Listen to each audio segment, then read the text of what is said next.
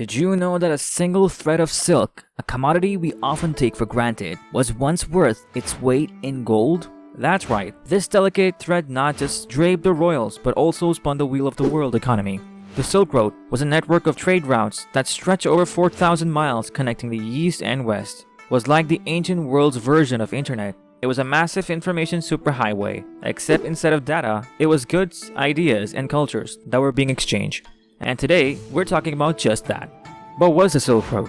Now, when we think about the Silk Road, we often picture caravan laden with luxurious silk traveling across desolate deserts. And while silk was indeed a major commodity, it was far from the only one. It was like the Amazon of its time, dealing in everything from spices to precious stones, from ivory to exotic animals, and from gold to, believe it or not, rhubarb.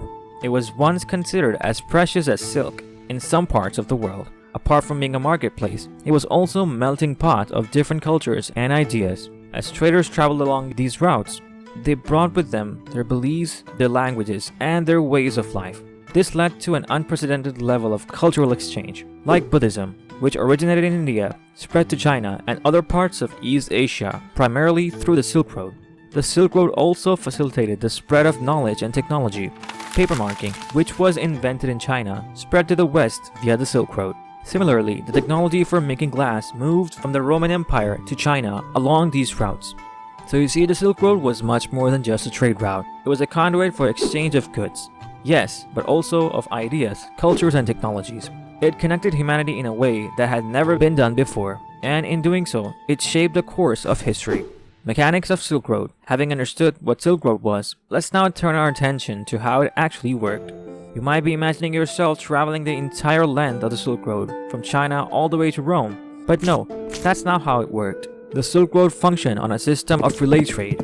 Goods were passed from one trader to another like a baton in a relay race. So as a relay, you would travel a certain distance along the route, sell your goods to another trader, and then return home. The trader would then carry the goods further along the route, and so on. This system of relay trade was pretty efficient, but let's not stretch it. There were challenges.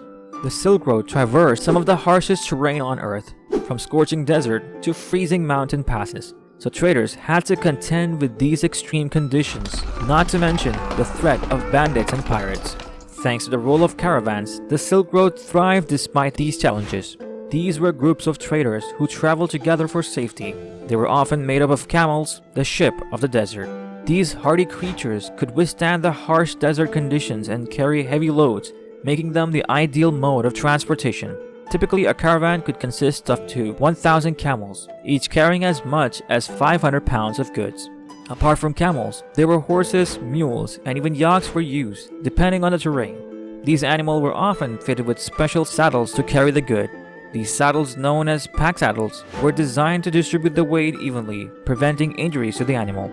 Now leading these caravans were the nomads. They were the ones who knew the routes and safe passages, the oases, and the dangerous terrains. They were the guides, the protector, and the traders. Nomads lived a life on the move, herding their animals from pasture to pasture. This lifestyle made them experts in travel and survival. They kind of knew how to navigate deserts, the high mountain passes, and the endless steeps, and they used this knowledge to guide caravans along the Silk Road. You can say the journey was slow and arduous. A caravan could cover about 20 to 25 miles a day, meaning a journey from China to Rome could take up to 2 years, but the promise of profit made it worth the risk. Architects. Okay, let's take a step back and talk about the architects of the Silk Road. Starting from the Han Dynasty, which ruled China from 206 BC to 220 AD, they were constantly under the threat from nomadic tribes to the north.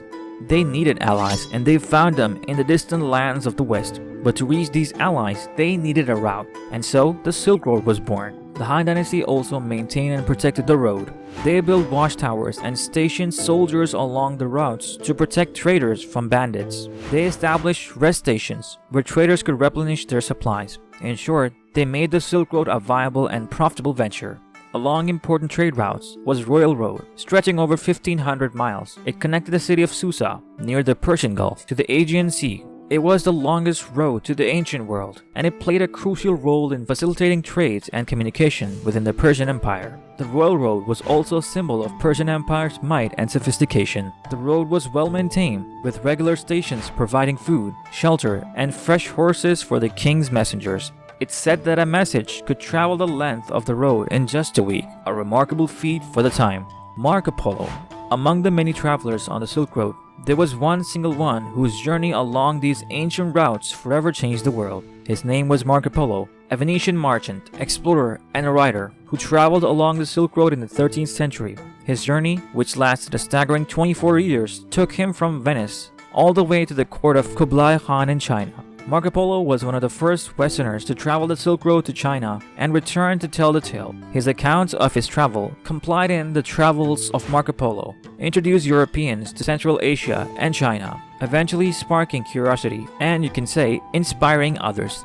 You might be surprised to know that it was not just distance that made Marco Polo's journey so remarkable, but the depth of his observations. He didn't just pass through the lands he visited, he literally immersed himself in their cultures. He learned several Asian languages, adopted local customs, and even served as a government official in the court of Kublai Khan. Marco Polo's detailed accounts of his travels provide a fascinating and very exciting glimpse into the cultures and societies of the East during the 13th century. He wrote about the wealth and grandeur of the Chinese civilization, the custom and traditions of the people, and the exotic goods and technologies that were unknown in the West. Marco Polo marveled at the use of paper money in China, a concept that was unheard of in Europe at the time. He wrote about the efficient postal system and Grand Canal system, the production of porcelain, and the use of coal for heating and cooking. These accounts challenged the Europeans' perception of the East as backwards and uncivilized land, painting instead a picture of sophisticated and advanced civilization. Economic impact. Apart from being a trade route, the Silk Road was an economic lifestyle for many countries. Cities like Samarkand and Bukhara grew wealthy from the trades that passed through their gates. They became centers of cultures, learning, and innovation. It boosted local economies and led to the rise of prosperous cities. To give you an idea, during the height of Silk Road, the city of Palmyra's income was estimated to be around 10,000 pounds of gold annually. An interesting fact here is that during the same time, a pound of silk was worth more than a pound of gold in Rome. I mean, wow. The legacy.